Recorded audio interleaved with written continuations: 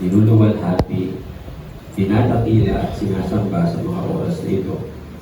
Kayo po, Ama, ang mangusap sa bawat isa po sa amin. Banal na Espiritu Santo ng Diyos na buhay, anumang particular message na nais niyo pong ipaabot sa anak mo na narito ngayon, o kung sino man na nasa aming kalagitnaan, let it be done in accordance to your will, your knowledge, your message, and your understanding. Thank you, Father. Let you alone be honored and glorified in the practice of the preaching. In Christ's name we pray. Amen. Amen. Purihin po ang Panginoon.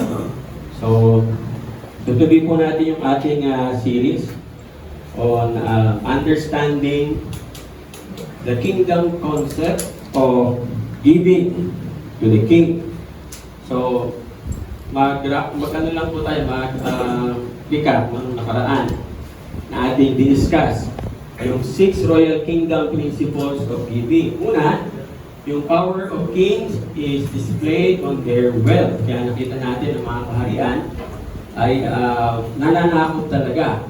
Kaya nga yung prayer na tinuro sa atin ng Panginoon, your kingdom come, your will be done on earth as it is in heaven. So, ibig sabihin, i-colonize ng kaharian ng langit ang mundo para kung anong kalooban ng ating Diyos Ama na haring makapangyarihan, yun po ang masusunod.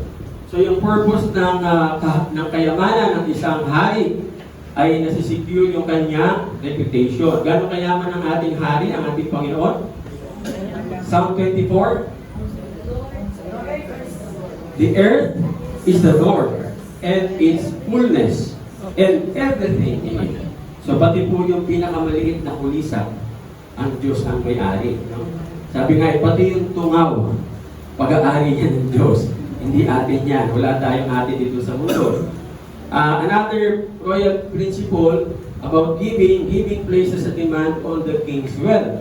So pag tayo nagbigay sa hari, sinasabi natin sa hari na binibigay po namin para ang iyong kayamanan ng inyong kaharian ay bibigay nyo rin po sa amin. And number 5, giving requires a response from the king. Whether you like it or you like it, tutugon talaga ang hari. Ang Diyos, pag nagbigay ka sa Kanya, imposibleng hindi siya tumugon. Kasi yun yung Kanyang nature. Pang-anim, giving a king attracts his wealth to the giver. So ano natin ang sekreto? No, na sinasabi ng salita ng Diyos, yung principles, yung law, na kahit ano po ang mangyari sa mundo, yan pa rin ang batas. Sabi nga, pagkaguluhan ng mundo, hindi mababago ang batas ng Panginoon. Nag-iisa lang yan at wala nang, sabi nga, walang plan B, walang plan C, plan A lang. Kahit na tayo mga tao ay medyo hirap sa pagsunod, yun pa rin. Tayo pa rin ang gagamitin ng Panginoon because that is part of the law given to us by God.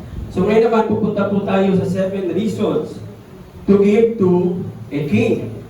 Unang-una, dapat makita natin na yung royal protocol requires that a gift must be presented when visiting a king. Hindi kayo po pwedeng bumisita sa hari nang wala kayong ibibigay. Kaya nga po, tingnan nyo, yung Queen of Sheba, nung bumisita siya kay King Solomon, gano'ng karami yung dinala niya. Sa katerba, yung kanyang dala-dala, ginto, raisins, iba't ibang uri ng mga mahaling bato, no? And so on and so forth. So yung protocol na ito po ay pag-present ng gift, ito po ay principle ng kaharian ng langit. Ito po, pag sinabi natin principle, ito po ay batas, law, no?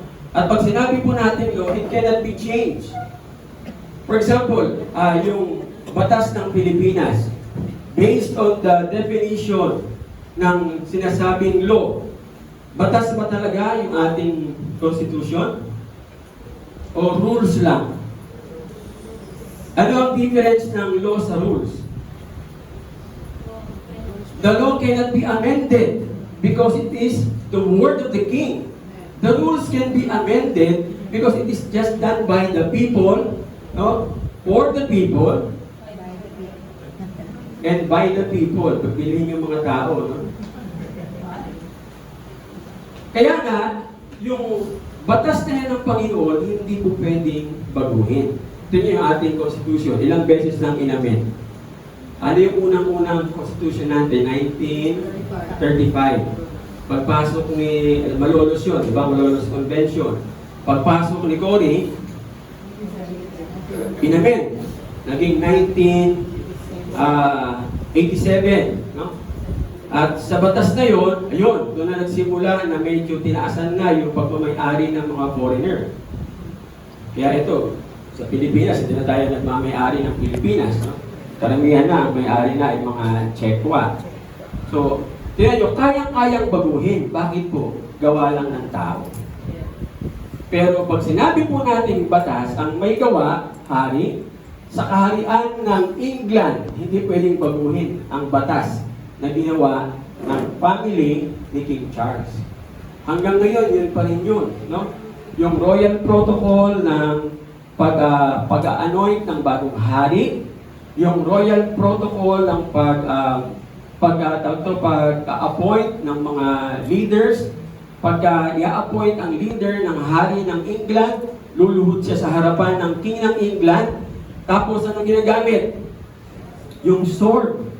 No, ilalagay sa una sa kanang balikat, tapos sa kaliwang balikat, at saka sa ulo, dito, saka sasabihin na kung ano yung kanyang posisyon. Hindi yan pwedeng baguhin. Pero sa atin, sa Pilipinas, pabago-bago yung style. Kung sino yung presidente, style niya ang masusunod pagdating sa appointment. So yun po yung makikita natin mga kapatid. No? Kaya nga kung ito ay prinsipyo ng kaharian ng langit, kailanman hindi po natin pwedeng baguhin.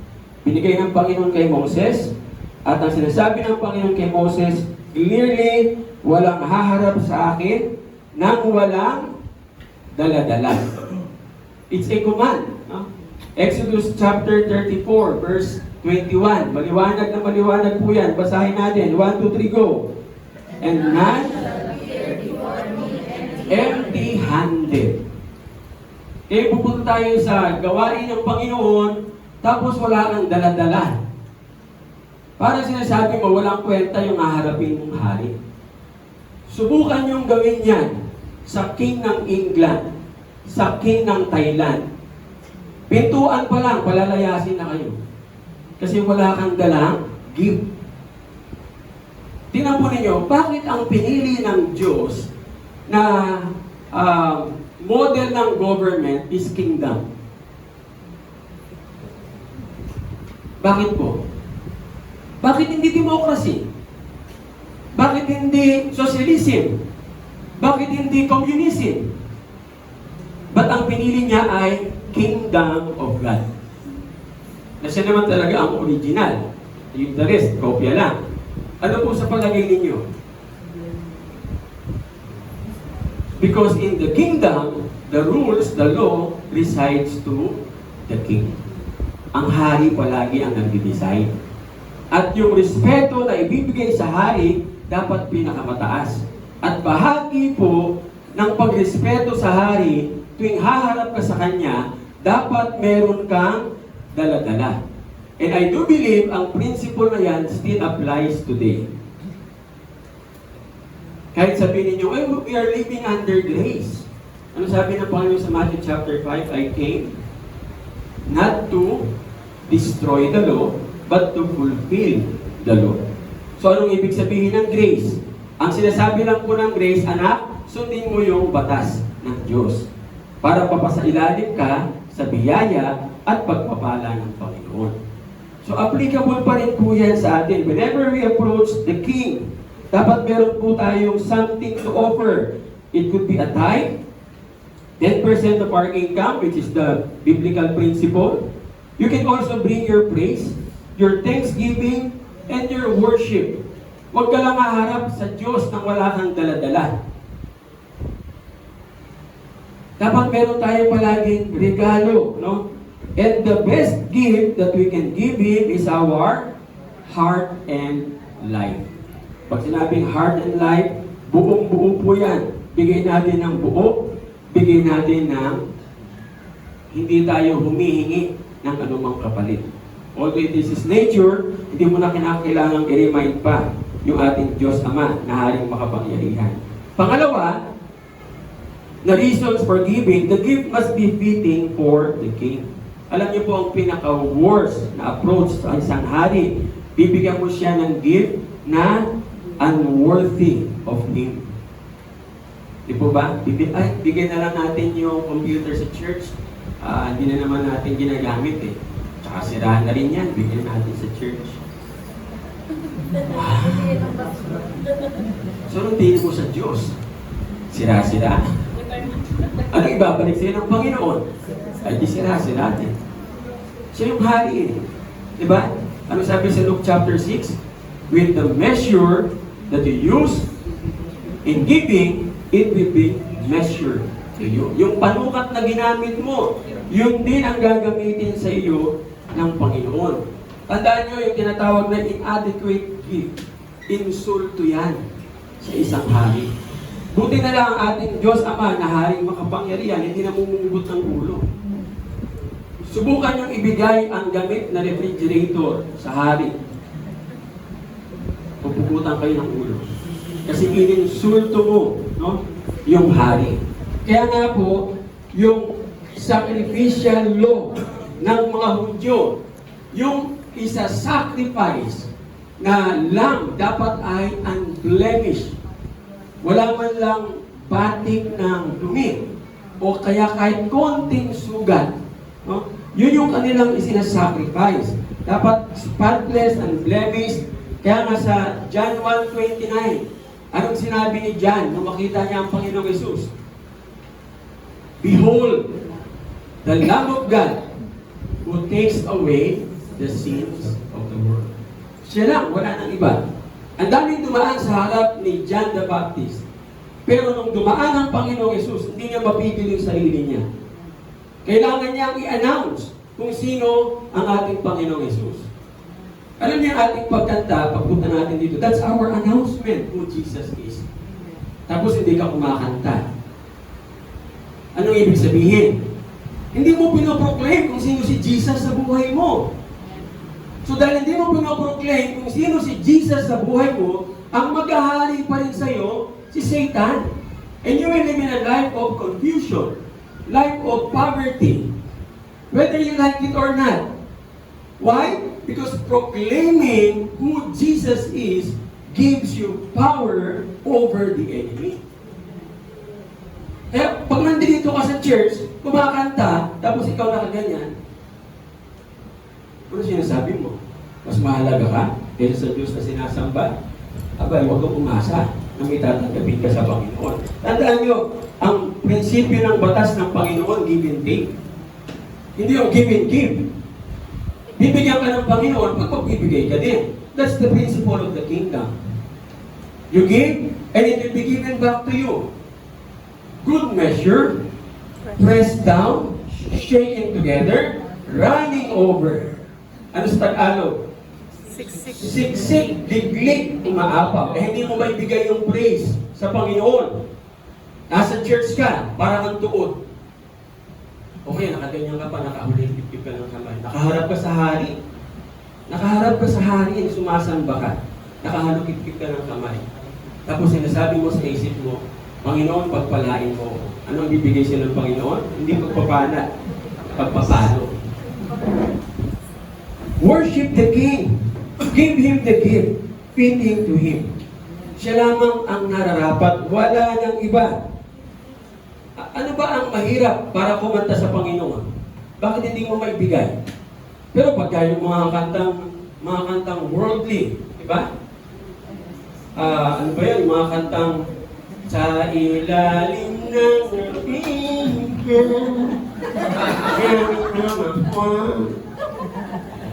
kinakanta mo. Bigay na bigay ka. Tignan mo, dahil sa mga kanta na yan, na masyadong emosyonal, ano nangyayari sa'yo? Emotional ka rin. Remember this, our words are powerful. Kung ano yung kinakanta mo, yan ka din. Pagka kinanta mo yung, o tukso, layuan mo ako, ay talagang lalapitan ka ng tukso. At lalo mo pang kinakanta. Di ba? May kanta pa noon na, oh, lumapit ka. Huwag na natin kantahin yung mga yan. Ang kantahin natin kung ano yung kanta ng ating hari. So that we will be blessed whenever we come here on Sunday. Give your best in singing. Hindi half-hearted. Kasi pag half-hearted ka, eh di kalahati lang din ang blessing. Gusto bigyan kayo ng Panginoon ng kotse, kalahati lang. Sige nga. Ano yung ida-drive? Kasi kalahati lang yung binibigay mo. No? So tandaan natin, dapat yung ibibigay nating gift must be worthy of Him. Yung binasa nating passage kanina, ang liwa-liwanag, 2 Samuel, chapter 24, verse 22 to 24. Ano po ba itong tagpo na ito? Kung natatandaan nyo, in chapter 23, si King David nag-conduct ng census. Anong masama sa census? Na kinonduct niya. Anong masama doon? Masama bang bilangin mo yung mga tao mo? Hindi, di ba? Pero ano bang sinabi ng Panginoon sa Israelite? Pag sila'y makikipaglaban, kanito sila mananangan? Kay Yahweh. Di ba? Klaro yun. Eh, binilang niya yung mga sundalo niya. Anong sinasabi niya? Kanino na siya nanangan? Sa dami ng sundalo. Hindi na sa kapangyarihan ng Diyos. Pagkatapos ng census, prinounced siya ng Holy Spirit. Naramdaman niya kaagad, nakagawa siya ng kasalanan. Tapos nagpakita ang anghel ng Diyos, pinapili siya ng 3. Anong gusto mo? Gusto mo ba na papatayin ka ng mga kalaban mo? Gusto mo ba na lalayas ka dito sa Israel? O gusto mo ng plague? Anong pinili niya? Ha? Anong pinili ni King David? Mga nagbabasa po tayo ng Bible. Amen? Pinili niya yung plague, yung salot. Bakit? Ang rason ni King David, sapagkat ikaw, Yahweh, ay mapagmahal. Hindi mo pababayaan mag-suffer ang iyong mga anak. Which is true. So, kakaunti pa lang yung namamatay, sabi sa 2 Samuel chapter 24, the Lord relented. Ibig sabihin, ang Panginoon, nagsisi siya na ibinuhos niya yung galit niya. Kasi yan ang Diyos eh. Kapag mahal siya, alam ni King David yun. Kaya na lang yung pinili niya. Kaya pagkatapos noon, lumabas uli yung anghel, at ang sabi sa kanya, mag-offer ka ng sacrifice doon sa field de Arauna. Ha? Arauna po ha, hindi yung isda na arwana. Ha? Arauna. No? Oh. So, pagdating doon, siyempre, kung kayo si Arauna, makita niyo si King David nandun sa bakuran mo. Titingin-tingin, tatanungin mo agad, mahal na hari, ano pong kailangan niyo? Sinabi ni King David, anong sagot ni Arauna? Kunin mo lahat. Ibibigay ko sa iyo pati yung field, huwag mong bayaran. Pero anong sagot ni King David? Napaka-classic ng sagot na yan. No? Basahin natin yung color red. No, I insist pay for it, I will not sacrifice to the Lord my God burnt offerings that cost me nothing until then. Hindi ako haharap sa Kanya nang yung dala-dala ko walang halaga. Kahit ang pagsamba natin, ang pagkanta natin sa Panginoon, dapat mahalaga. Kumakanta ka ng the joy of the Lord, pero ang mukha mo ang lungkot mo, the joy of the Lord is my strength. Andito lang yung strength mo. Hindi mo maibigay ng todo. It has to cost you something. Dapat nga pag nag-praise and worship tayo, pagkatapos ng praise and worship, dapat pawis na pawis ka. Bakit? Binigyan mo yung todo eh. Nasubukan niyo na po ba yan? Ako after praise and worship, pawis ako. Kasi binibigay ko ng todo. Hindi ako kumakanta ng half-hearted. I give everything to my Lord. Gayahin natin si King David. Bigay natin because yun yung halaga ng ating sinasamba. Give a gift to our King that is worthy of Him. Do not offer something that cost you nothing. andito ka na rin lang naman, ibigay mo na todo sa Panginoon. Bakit kailangan pigilin mo pa? If you want to be blessed, give it the best to your God. Kasi pag hindi mo binigay, yun ang sinasabi mo, yun lang po ang worth mo sa aking Panginoon. Which brings us to the third point. The gift reveals our value or worship of the King. Tandaan natin, yung quality of what we offer to the King. No? Yan po yung value ng ating worthiness na ina-attach natin sa Kanya. Kung maliit lang ibibigay natin, yun lang din yung value natin sa Kanya. But always remember this, quality doesn't mean expensive. Baka sabihin nyo, kailangan bibigay ko sa Lord. Ano, mamahaling, hindi yun yun. Ha? It's not about yung sabi nga, ano yung value, ano yung halaga, kundi yung pinaka-the best na maibibigay mo. At sabi nga, hindi palaging monetary value ang pwede mong ibigay na the best sa Panginoon. Alam niyo ang pinakamahalagang regalo na pwede natin ibigay sa Diyos? Time. Ano po? Time. Time. Time? Yung sinabi ng Panginoon na pinaka number one priority natin. What is that? Matthew 6:33. Seek ye first Seek first the His kingdom of kingdom God and His righteousness. Diba? Nakita niyo yun, ha? Ano yung unang bahagi ng sentence? Seek first His kingdom and His righteousness. Ano yung kasunod? And all And all these things. Nakita niyo, give and take. Hindi mo pwedeng all these things shall be added unto you without seeking the kingdom of God and His righteousness. Yan ang pinaka-best na gift na pwede nating ibigay sa ating haring makapangyarihan. Sabi nga po, pwedeng ang praise mo ay paimbabaw lang. O pwedeng kumakanta dito yung doksa na nagpe-perform lang. No? Hindi wholeheartedly. O pwedeng ang lahat ng ginagawa natin ay rules taught by men. Sinabi yan ni Prophet Isaiah, no? Sa Isaiah 29, 13 to 16. The Lord says, these people come near to me with their mouth and honor me with their lips. Pwede pa lang mangyari yun. Sumasamba ka sa Diyos, lip service lang lahat. Pwede naman, 100% pwedeng mangyari yan. Pwedeng mangyari sa atin? Oo naman. Pwedeng mangyari. Kaya dapat bago ka sumamba sa Diyos, you have to come here prepared. Sabi nga, sa bahay pa lang, pagising sa umaga, magpatugtog ka na ng mga gospel songs. Hindi ang pinapatugtog mo ay sa ilalim ng, ano nga ba yan? Puting ilaw sa bilog na buwan. Sasamba ka sa Panginoon. No?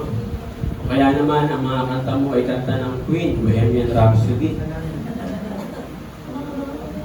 Dapat pagkising mo sa umaga, o kaya Sabado, yun na pinapatukan, mas maganda, whole week.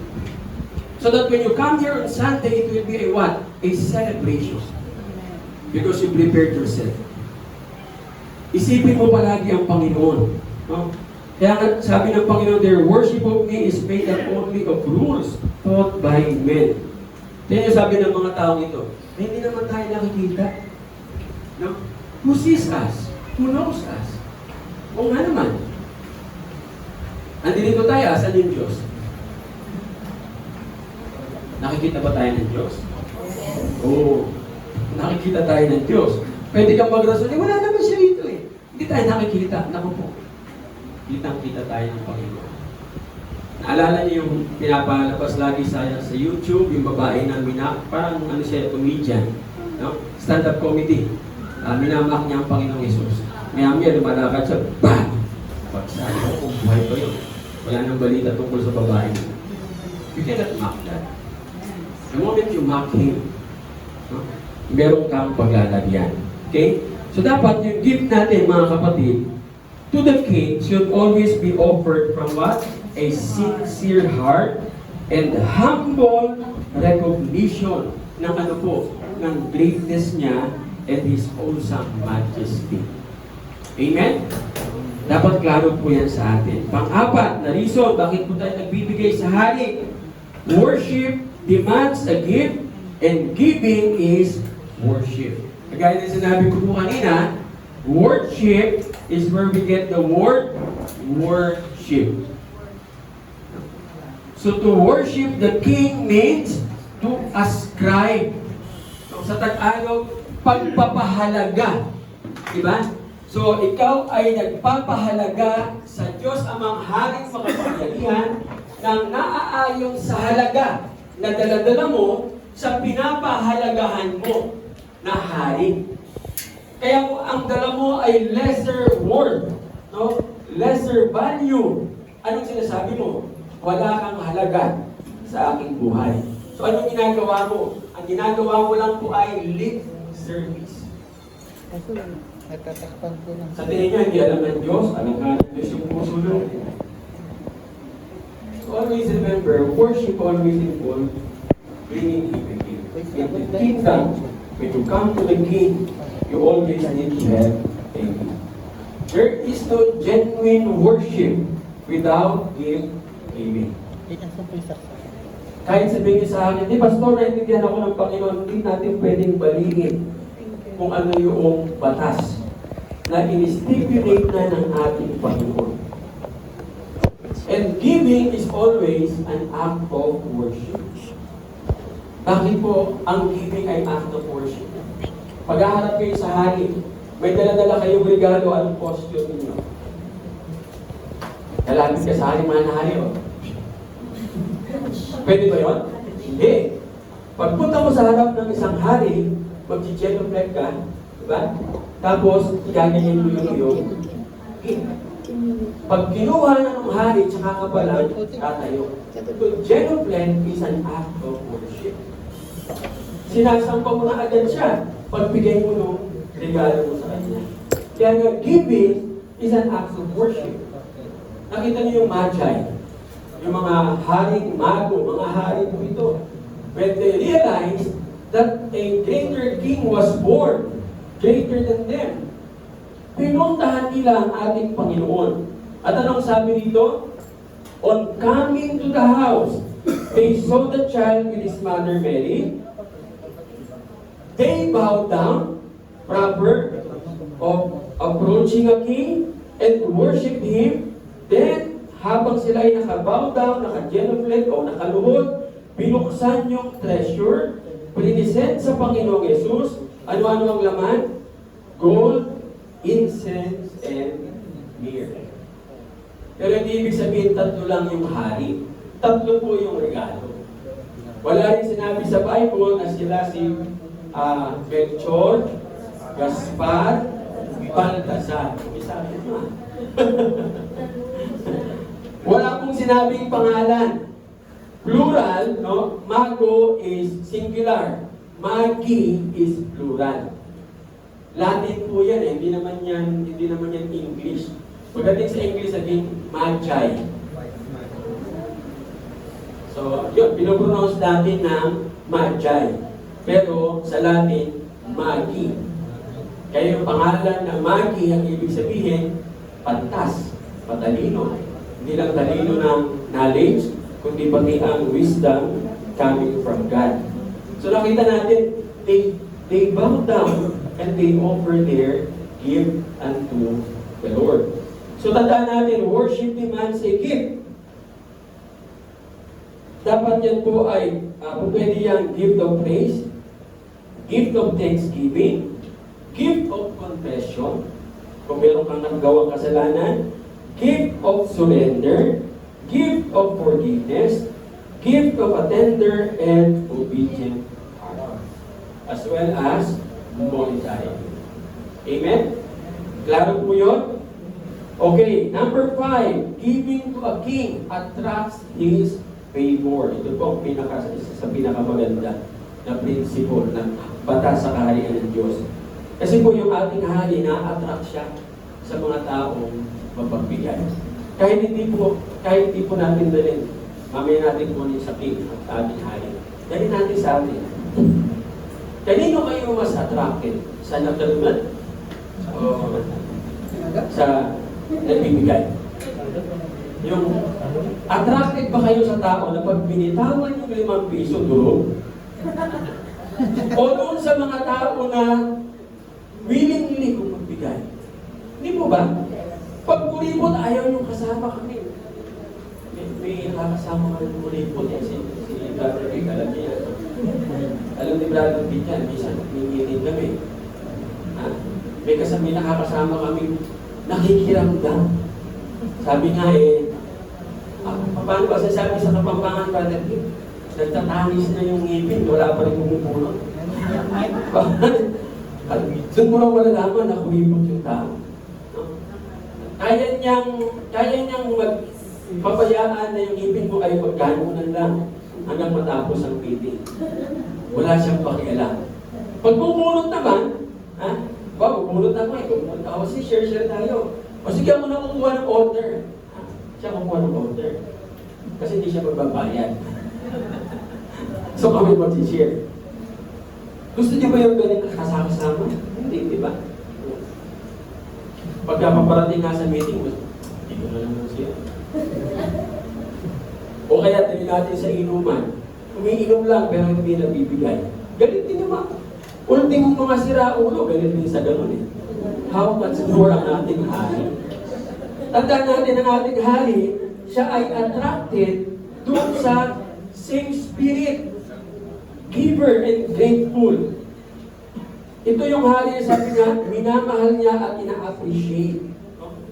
Yan ay prinsipyo ng kaharian ng Panginoon. The giver is attracted to the giver. Tingnan nyo ha, yung unang giver, capital letter. Yung pangalawang giver, small letter. Sino yung una? Si God. Sino yung pangalawa? Tayo. Tapos ang gagawin ng giver, i-extend niya yung favor, hindi provision. Pag provision, konti lang yun. Pag favor, ano po yun? The wealth of the kingdom of God. Philippians 4:19, for my God shall supply. Supply po, tandaan niyo ha. Supply, hindi give. Pag sinabing supply, tuloy-tuloy. Sino ang pupunto ng supply? Si Lord. Siya ang pwedeng magsarado ng supply na yan. He will supply all your needs. Ito pong isang principle sa Bible that I found out. Yung gifts po natin, no? Nagbubukas siya ng blessing sa atin, nagbubukas sa atin ng opportunities and prosperity. Nagulat po ako nung mabasa ko po ito sa Bible. Hinanap ko yan, gano'n na principle, olo sa salita ng Diyos. Nung makita ko po yan, sabi ko, oo nga. Ano sabi po dyan? Basahin natin. Again.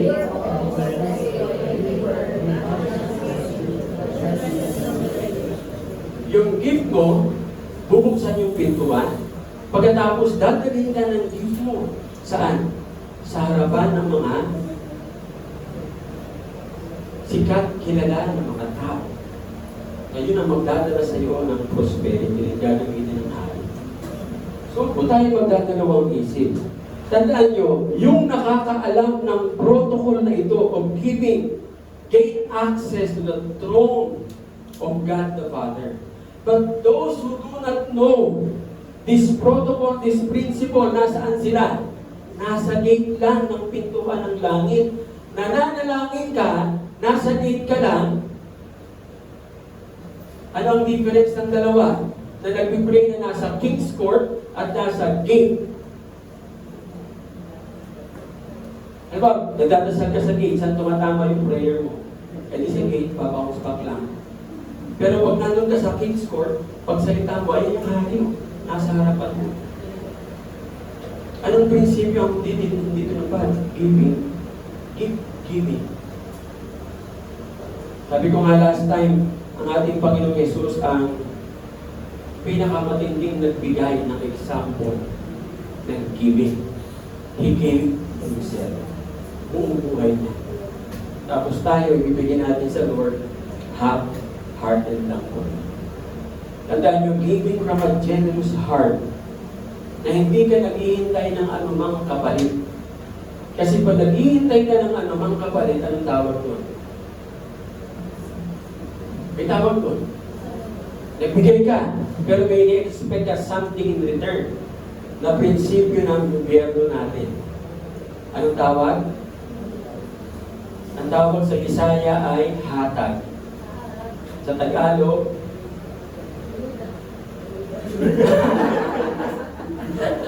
lagay.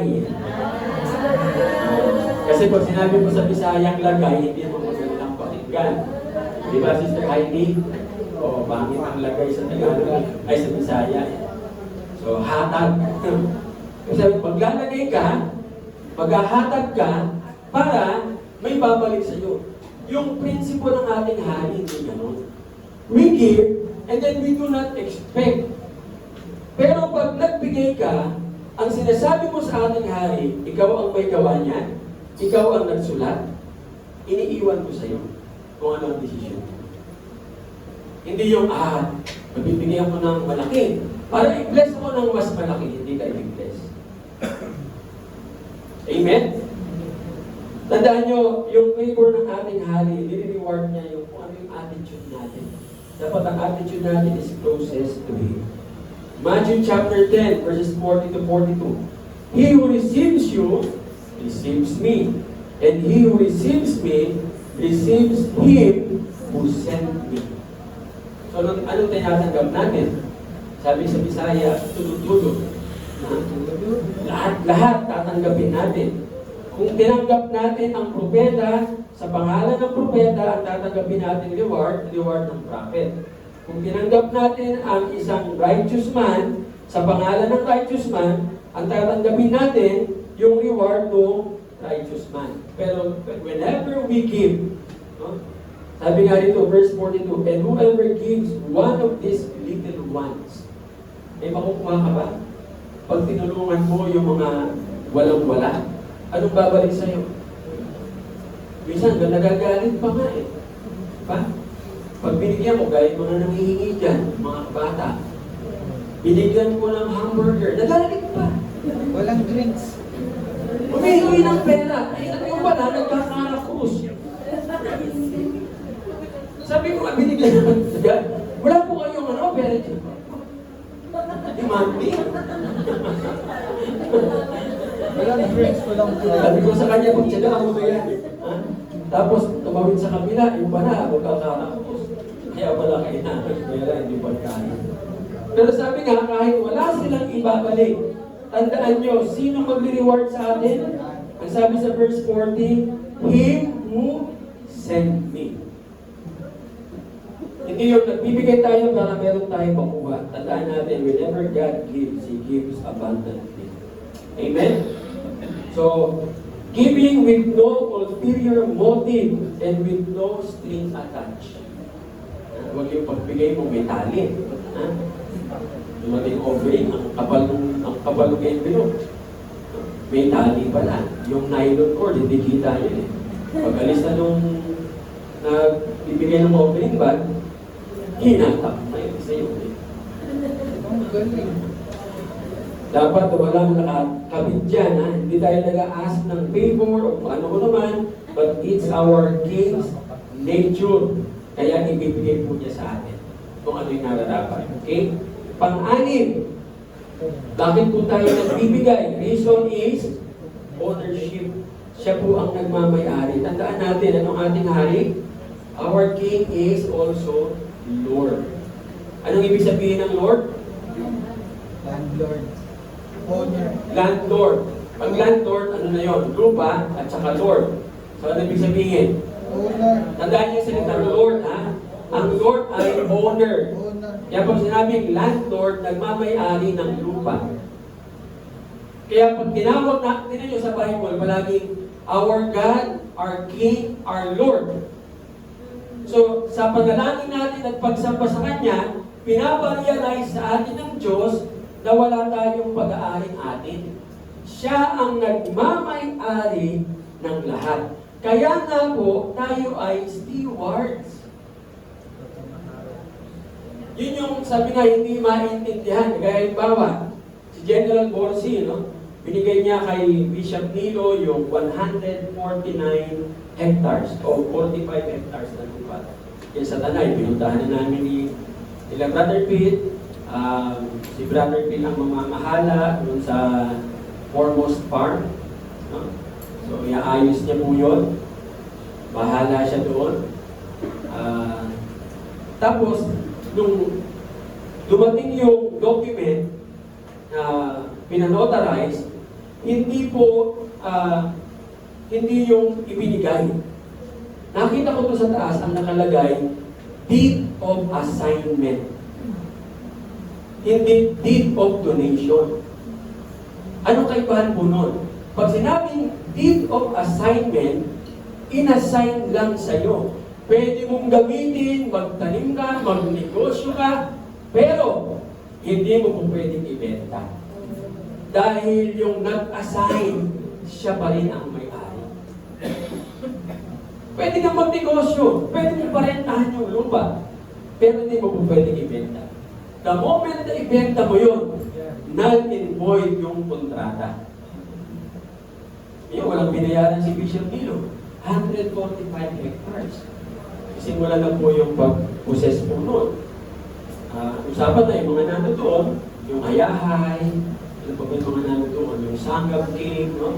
Lahat ng resort na nano doon magbabayad ng renta kay Bishop Nilo na retro ang pagbabayad nila.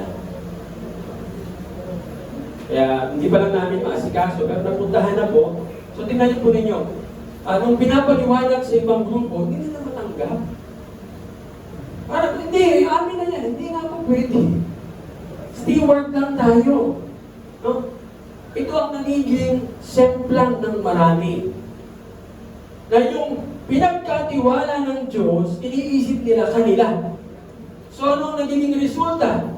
Nagiging mga sakim, gahaman. Pero pag klaro sa'yo na ikaw ay katiwala, hindi katiwaldas. Pag katiwala ka, ano man ang tatanggapin mo sa Diyos, ino-honor mo siya. Hindi mo nasabihin, kasi magaling ako, kasi matalino ako. Everything is being given to us by our King. Amen? Kaya nga po, yung truth na yan, yung principle na yan, nasa Bible. At ang tawag po niya sa Bible, yung dalawang principle, first fruits and tithes.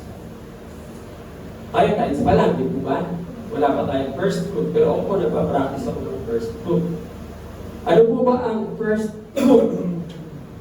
Lahat po ng mga Hudyo, lagi nilang dinadala hanggang ngayon. No? They always bring, because they were required by God in Deuteronomy 26, na ibibigay nila yung first fruit of harvest at saka yung tithes.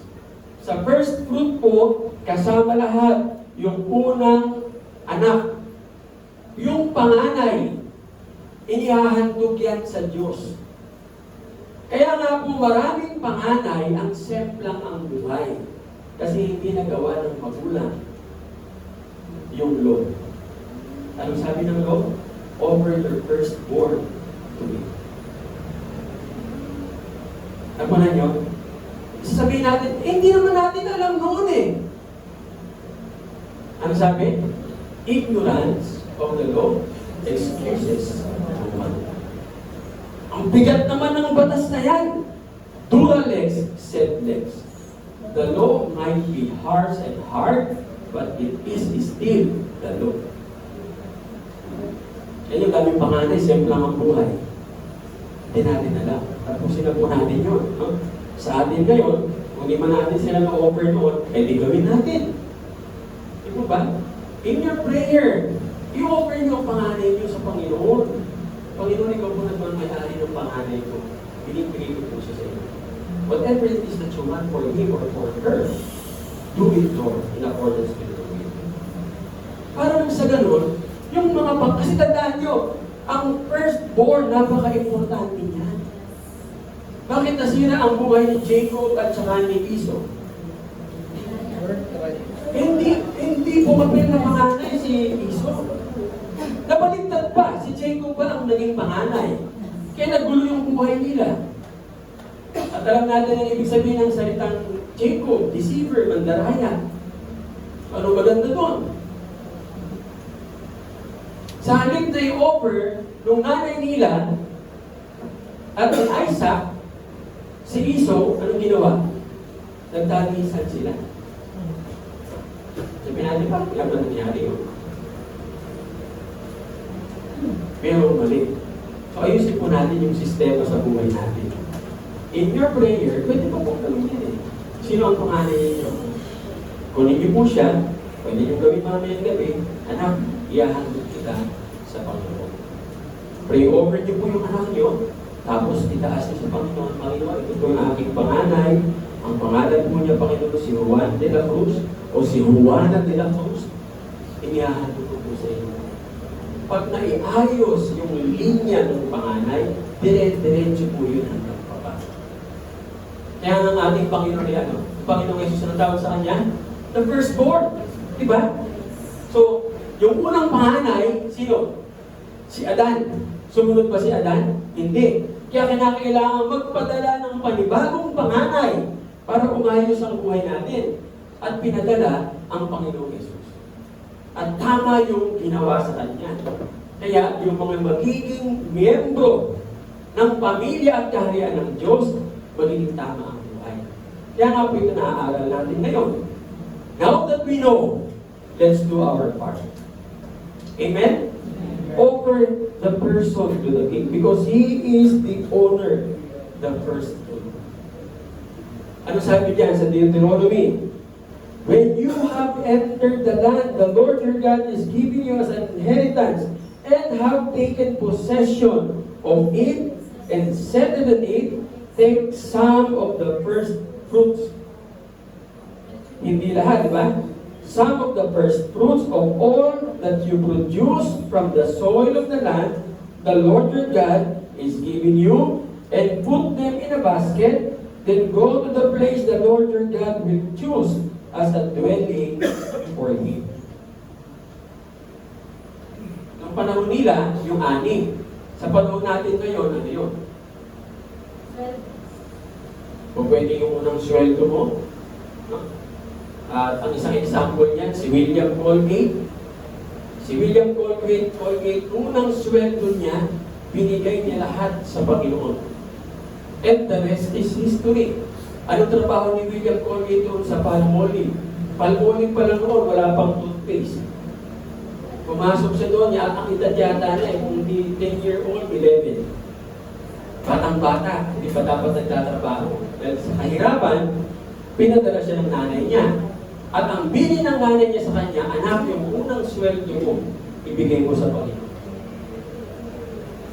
Pumunta po siya doon sa factory ng Palmolive, trabahante. At wala siyang tulugan. Ang ginagawa niya, titingnan niya kung nakaalis na yung may-ari ng Palmolive factory. Pag wala na, tsaka siya pupuslit ng gano'n, hahanap ng matutulugan. Pero nung binigay niya yung buong sweldo niya, paano nangyari yun? Nabigla siyang napansin. Lagi naman siya nakikita ng may-ari. Bakit nung araw na yung kinabukasan, nakita siya ng may-ari? Tinanong ng may-ari, sino yung bata niya? Sinabi yung story ng buhay niya. Sabi ng may-ari, aampunin ko yan. Ayun. At yung may-ari, walang anak. So, kita niyo na. Kung hindi kaya niya binigay yung first fruit, meron kayang Colgate Palmolive ngayon? Wala. Di po ba? Mananatiling ano? Palmolive. Baka close up Palmolive. Ang dami na pong lahat ng paninira ginawa na sa produkto na yan. Pinake pa yan. Yung Colgate, pinake yan sa Saudi, sa Dubai, no? Sa lahat ng lugar sa Middle East. Pero andyan yan pa rin. Nananatiling matatag. Kasi hanggang ngayon po nabubuhay sila sa principle ng Bible. The same principle. Nung iniwalayan sila ng Procter and Gamble, dahil ang Procter and Gamble ay Satan worshipper. No? In-announce nung may-ari ng Procter and Gamble, sinasampan nila si Satanas, kasama si Walt Disney. Si Walt Disney ay Satan worshipper din. Unahin niyo yung kanilang mga cartoons at yung mga messages ng mga cartoons nila, it's all satanic. Diba? Yung Lion King, huminga sila yung Lion King, tapos lumipad yung balahibo, ay lumipad yung alikabok. Pag pinanood mo ng dire-diretso, wala nang makikita. Pero pag in-slow mo, makikita mo yung sinulat ng alikabok sa atmosphere, SEX. Anong tawag doon? Subliminal message. Hindi mo alam, may mensahe ibinako sa'yo. At sino nanonood? Mga bata. Alam niyo, sabi ni Procter Gamble, paghiwalay nila ni William Colgate, kasi nag-joint venture sila dati. Nung makita ni William Colgate, agad-agad, sabi niya, hiwalay na kami sa inyo. Sabi ni Procter Gamble, simula sa araw na ito, babagsak ka. Ano sabi ni William Colgate? I have my God with me. If God is with me, who can be against me? Eh, ang kulosat na, humihina eh. Pero ang Colgate, palakas na palakas.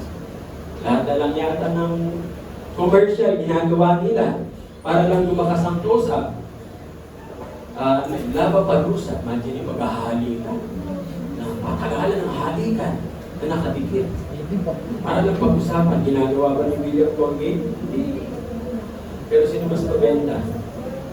Pag pupunta kayo ng tindahan, sasabihin niyo, pabili nga po na Colgate. Anong klaseng Colgate? Yung close-up po.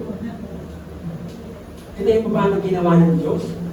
Only for a first fruit na ibinigay ni William Colgate. Ano po ba ang principle ng first fruit? Yan po yung principle ng first fruit. God had delivered and blessed them. Because God has delivered and blessed them, sabi ng Panginoon, ibalik nyo ngayon sa akin lahat ng produkto, unang produkto ng lupa na pupuntahan niyo. Ano bang produkto ng lupa na meron tayo ngayon? May mga tasang kami ng magsasaka, meron ba? Wala na. No? O, ano ang first fruit natin? Ano? Bigas? Pwede rin, no? So you are doing that because God has delivered and blessed you. Ano ba? Yan ba ang produkto ng lupa? Yung perang hawak-hawak yan, di ba yung produkto ng lupa?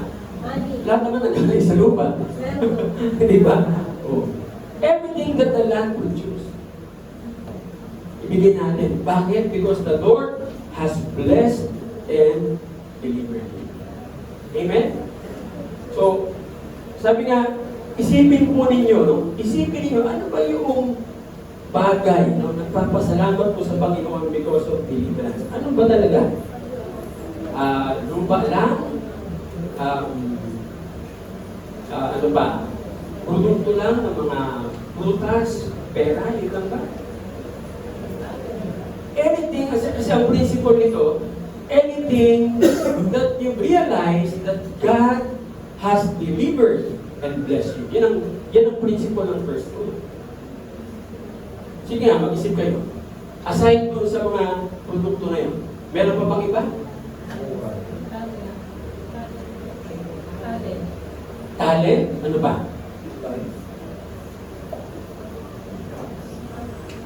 Magbigay ako sa inyo ng kwento. May isang lalaki, bumili siya ng prutas sa tindera. No? Paparapit pa lang sa pag-apos. Ang ganda-ganda ng tindera. Blandy ang kinis ng prutis. So, habang papunta siya doon, sabi niya, sana, ganyan din ako sa tindera na yan. Makinis ang mukha. Siguro, baka siya, ang apelito niya ay manalo. May manalo. Ang mukha ay tinamaan ng hindi semento. Pag ano daw niya, pag sumo niya, umagis daw yung yung prutas ng langka, tumama doon sa mukha niya. Hindi raw niya kasalanan yung kaya butas-butas. So, bumili na siya dun sa bata. Napunan niya, yung bata, kinakaba yung prutas. Tapos nasabi niya, Panginoon, salamat.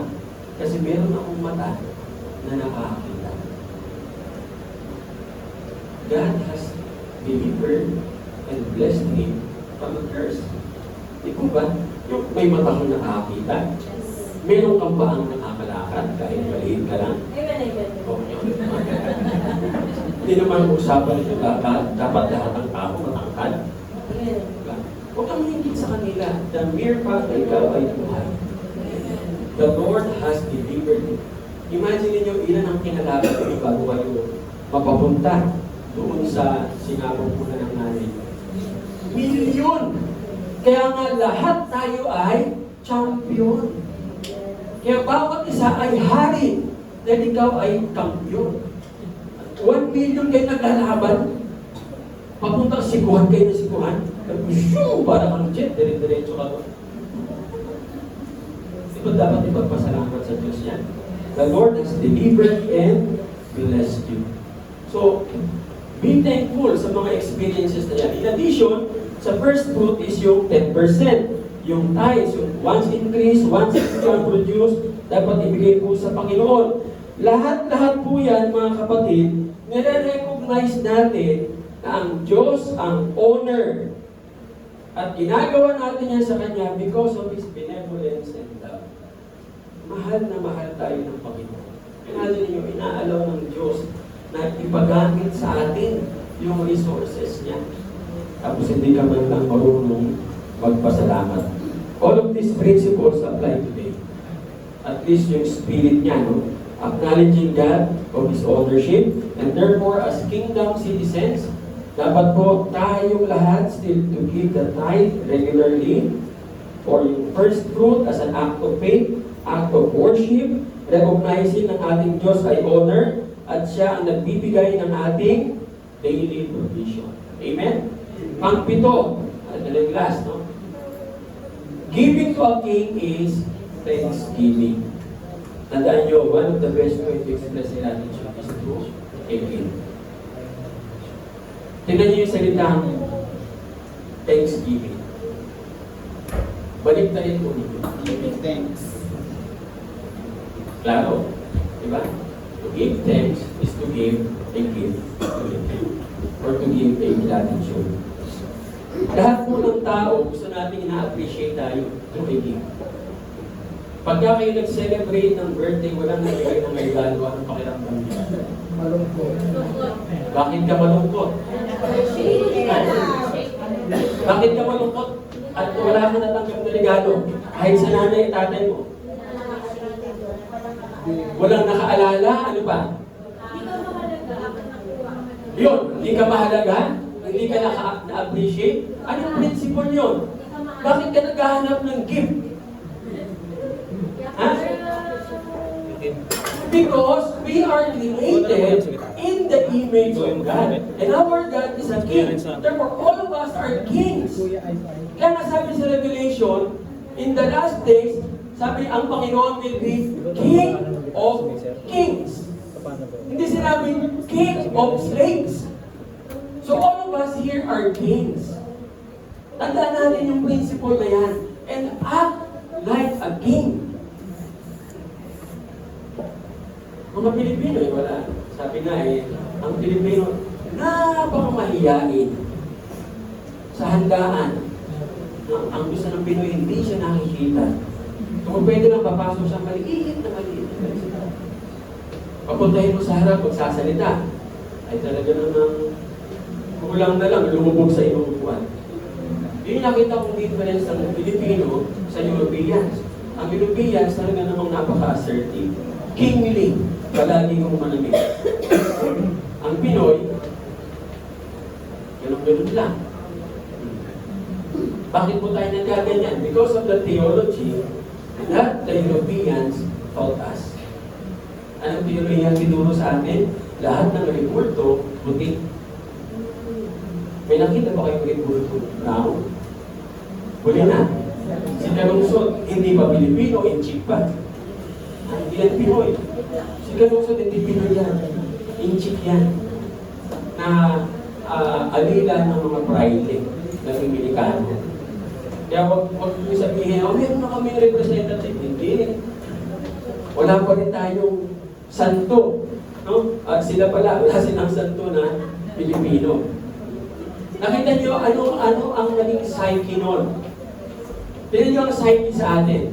Pag may bibisita sa bahay nyo na Amerikano o puti, anong pakiramdam nyo? Kailangan, una sabihin, nahihiya ka. Bakit? Ay, mas mataas sila. Ay, mga Diyos yan. Ano? Ay, Diyos eh. Nakasang pa rin eh. Ano ba pakain mo? Ay, kalahati.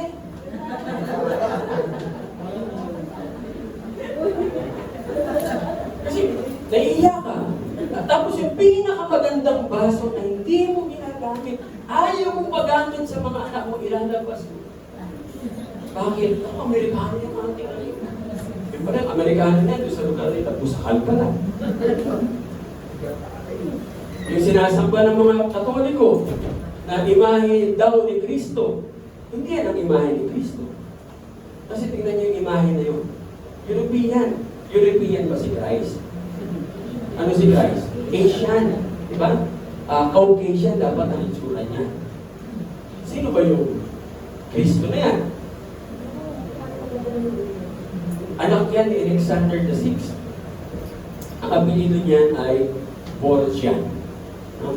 O sa Spanish ay Borja. Yung batang yan, nung buhay pa, rapist, killer, akyat bahay, manggagancho, lahat ng krimen ginawa.